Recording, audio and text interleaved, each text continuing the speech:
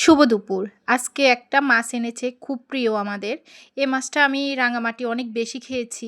ছোট কাচকি গুড়া, কাপ্তাই লেকের মাছ খুবই সুস্বাদু হয়। আমি এই মাছটা এভাবে রান্না করি। কাঁচামরিচ, কাঁচা পেঁয়াজ, হলুদের গুঁড়া, লবণ আর ধনিয়ার গুঁড়া, জিরার গুঁড়া দিয়ে ভালোভাবে মেখে আমি দিয়ে দিয়েছিলাম সরিষার তেল। সরিষার তেল দিয়ে মেখে এখন মাছগুলা দিয়ে দেব। আলতো আঁচে রান্না করব কারণ এ মাছটাকে বেশি জোরে আঁচে রান্না করা যায় না এবং বেশি লাড়াচাড়া করা যায় না।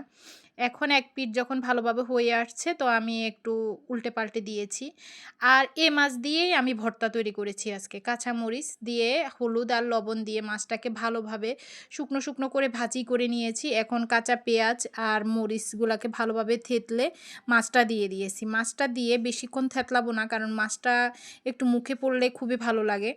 এভাবে আমি এই ভর্তাটাও করতাম রাঙামাটি থাকতে। খুবই ভালো লাগে। খেয়ে দেখবেন একবার।